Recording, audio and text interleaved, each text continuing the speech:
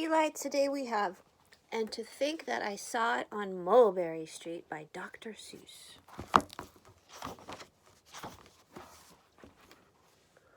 When I leave home to walk to school, Dad always says to me, "Marco, keep your eyelids up and see what you can see."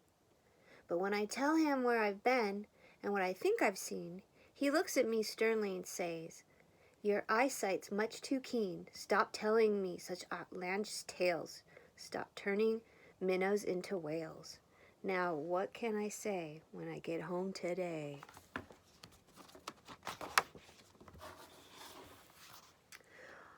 All the long way to school and all the way back, I've looked and I've looked and I've kept careful track. But all that I've noticed, except my own feet, was a horse and a wagon on Mulberry Street. Look, there's a horse and wagon. That's nothing to tell of. That won't be, of course, just a broken down wagon that's drawn by a horse. That can't be my story. That's only the start. I'll say that a zebra was pulling that cart. And that is a story that no one can beat when I say that I saw it on Mulberry Street. There is a zebra.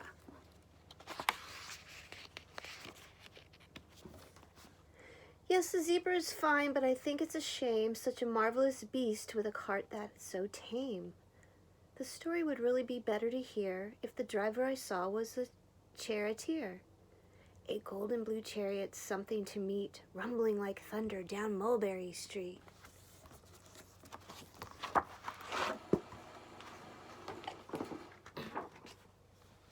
No, it won't do at all. A zebra's too small.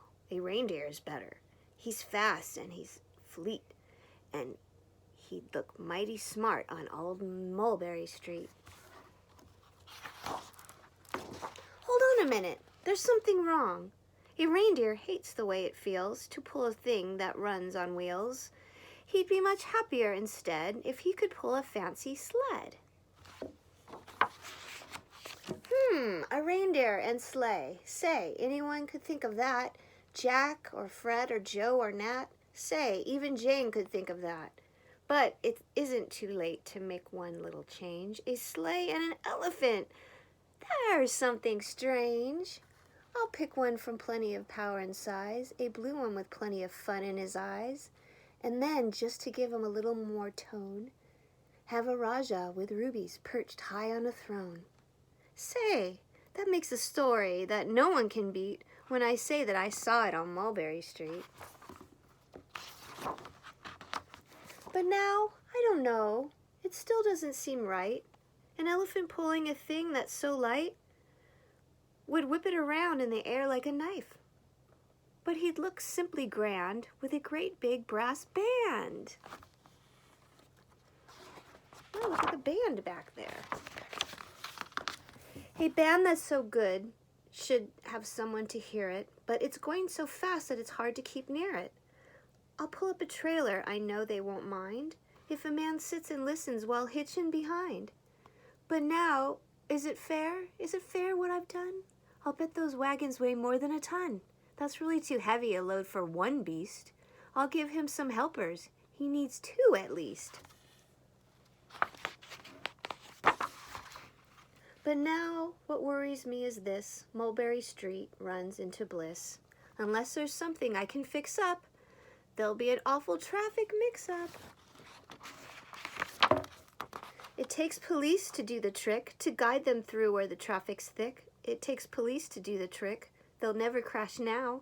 They'll race at top speed with Sergeant Mulberry himself in the lead.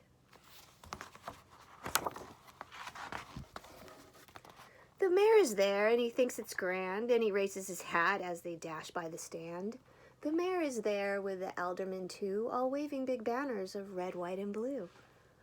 And that is a story that no one can beat when I say that I saw it on Mulberry Street. Look at all these people. With a roar of its motor, an airplane appears and dumps out confetti while everyone cheers. And that makes a story that's really not bad, but I still could be better. Suppose that I add... What's he gonna add? A Chinese boy who eats with sticks, a big magician doing tricks, a 10-foot beard that needs a comb. No time for more, I'm almost home.